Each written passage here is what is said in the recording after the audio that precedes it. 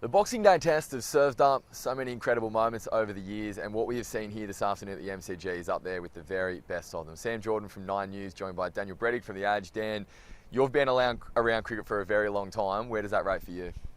It's the best test match occasion and possibly the best test match that I've seen in Australia.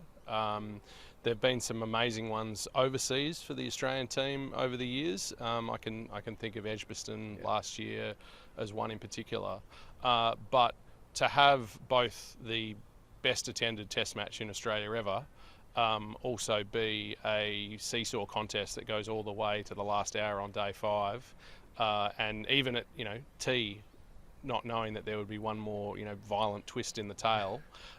It's as good as any I've seen, and importantly for Pat Cummins and the Australian team, he talked about it in those terms as well. And he said that even as they were walking off, they were thinking, "Gee, where does this one rank?" That was pretty good.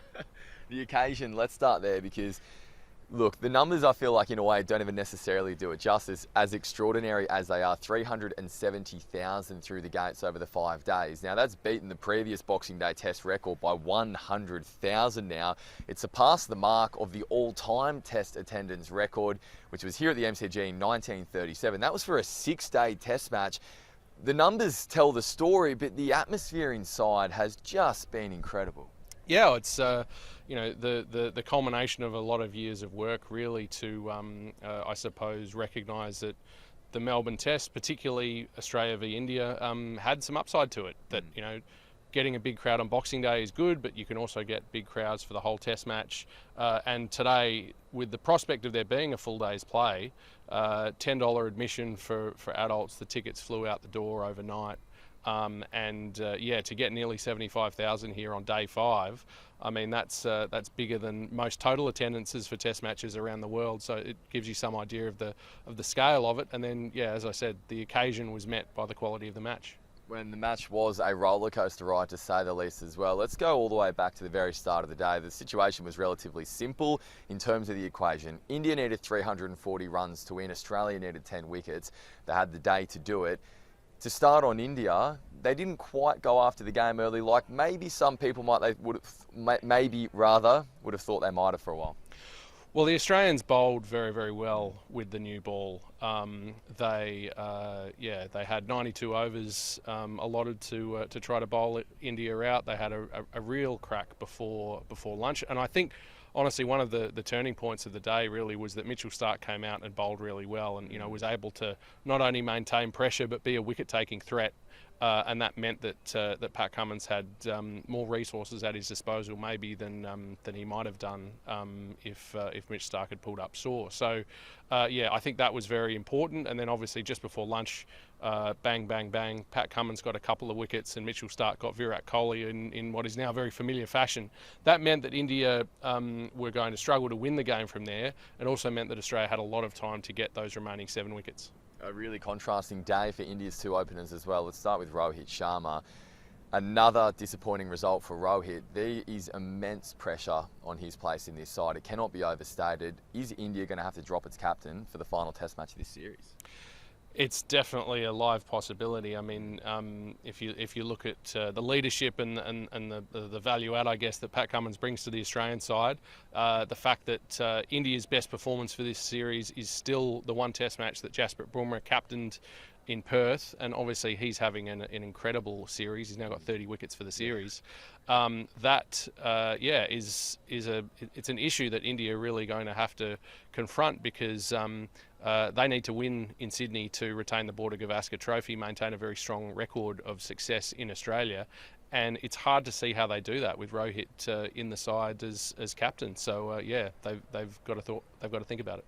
Even after lunch for India, there were still very high hopes of reaching that draw as well, and that was because of the partnership that we saw between Yashasvi Jaiswal and Rishabh Pant as well. Pant hasn't quite had the series that many were expecting, or certainly hoping him to have here in Australia so far, and although he did hang around for a while there, he would be very disappointed with the way that he got out. Yeah, well, Jaiswal and Rishabh did very well through the afternoon session. They kept things quiet. They scored enough runs to kind of keep India in with a glimmer of a chance even of going for the win. I think India needed basically a run of ball with the last session to go. Marnus Labuschagne bowled the last over before tea, which sort of felt like the game was sort of winding down. It didn't feel very optimistic for Australia at that stage. During the tea break, the Australians decided to throw the ball to Travis Head, who does have that happy knack of picking up wickets. Yeah. And I think the thing that got Rishabh Pant in the end was that there was that faint possibility of being able to get into a position to win, meaning that he was still going to go for his shots.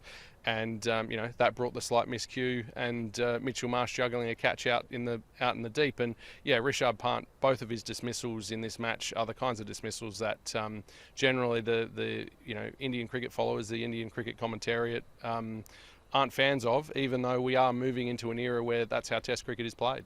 Yeah, that's exactly right. You mentioned Travis Head's ability to break through those wickets there. He was taking the mickey out of himself by pretending to put his spinning finger in a bucket of ice after that as well. It certainly turned a few heads online. Now, that is when the wickets started to fall for India, for Australia rather, in terms of the Aussies team claiming them as well. Gee, I'm a bit tongue-tied today. I'm struggling. It's been a big day here. But look, the big talking point tonight is the dismissal of Jaiswal as well. Replays did show, or I should probably start with the fact that he was given not out on the field. Replays did show a deviation of the ball from the bat, but Snicko did not show any sound. This one is going to be debated for a very long time, although when you do look at the evidence, it was pretty clear-cut. Yeah, well, it's one of those ones where we've seen enough of, whether you call it real-time Snicko or ultra edge, whatever the term, where two things. One, if the ball sort of comes off the glove or off the face of the bat, the sound is softer. It's not necessarily going to be picked up. The other thing is, of course, Jaiswal's hands were up above his head, so they were quite a long way from the stump microphones relative to where you'd see a classical edge. So that's another factor into how that turned out. But yes, there was a clear deflection visible on the cameras, and that's ultimately what the third umpire went with. And that was something that Simon Taufel spoke about afterwards, that they do deal with, I suppose, a redundancy of technology, and if they see a clear deflection on the cameras, then they're less required to go with what Snicko tells them. From that moment, it did seem like a victory would be assured for Australia. The noise around the stadium as well with every delivery. We started seeing the men coming closer and closer around the bat in terms of fielding as well. But the Australian attack still need to claim those final wickets this afternoon, and they did a very good job going about it. Yeah, well, one of the things that Pat Cummins spoke about after the game was that, again, as the way Test cricket is played now, batters like to try to score. They like to try to put the pressure on bowlers. They're at their most comfortable when they are trying to do that. If they're put in a position where trying to score runs is not going to help them, it's going to increase risk, and they have to rely on their defensive game. That does put the advantage with the bowlers these days a lot of the time, and I think you saw that in each case. Those final few wickets going down, India were trying to play defensively, or at least not play too attackingly, and that brought edges, that brought miscues, that brought a final LBW. So Australia were able to put themselves into a position where India couldn't win, and that helped them create chances. And now we look ahead to the final test of this series as well, which is in Sydney. Now, I don't want to bring the atmosphere down too much, but the long-range weather forecast does show a few showers around for days 4 and 5, making this victory here in Melbourne all the more important. A draw would see Australia reclaim that Border Gavaskar trophy. There is some concern. There are whispers around Mitchell Starc's fitness as well. You could see it very clearly today when he was bowling that he was grimacing in pain and grabbing at his back as well. Do we have any indication on that? It would take something extraordinary for Starc not to play in Sydney. We know how tough he is, but it is a very short turnaround. Yeah, it's one of those ones where I think if Australia hadn't won today, maybe the conversation's a little bit different. They've got to assess Mitchell Starc. They've got to assess his ability to bowl, bulk overs at the SCG.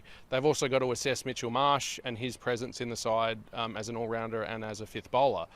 Something that is beyond doubt is that the SCG in recent years has been the highest scoring of Australian Test grounds by quite a margin. So you do get long innings, you do get grinding overs required of bowlers where it doesn't look like there's a lot of help in the pitch. So that's going to be important in the context of the fitness of Mitchell Starc, but also the capability of Mitchell Marsh to be a proper fifth bowler. He didn't bowl too badly today in the little bits and pieces we saw of him, but in Sydney they're going to need more. And there is, of course, so much pressure around his place and his performances with the bat as well. Bo Webster, now for the last few days, he's being spoken about more and more by people who are pretty quick to make that decision on Marsh. Dan, how difficult is that decision that selectors have to make around Mitchell Marsh's place in the side? Well, I think it goes to, I guess some of what you saw this afternoon with Australia coming through to win the game. Mitch Marsh is someone who is loved in the team. He's seen as a great team man. He's not had a great year with the bat, whereas last year he was terrific and won the Allan Border medal for those performances. So yeah, it's a real conundrum for Australia where I suppose they've got to balance up the hard evidence of performance with the those wider, almost character-related traits that they love about him in the side, and whether they give him one more opportunity to come good with the bat. It is going to be a big talking point ahead of the Sydney Test. We don't have long to wait as well. The fifth and final, Joe almost got through the end without another stumble. The fifth and final test of his Border Gavaskar Trophy is now just a few days away at the SCG, where we will see you then.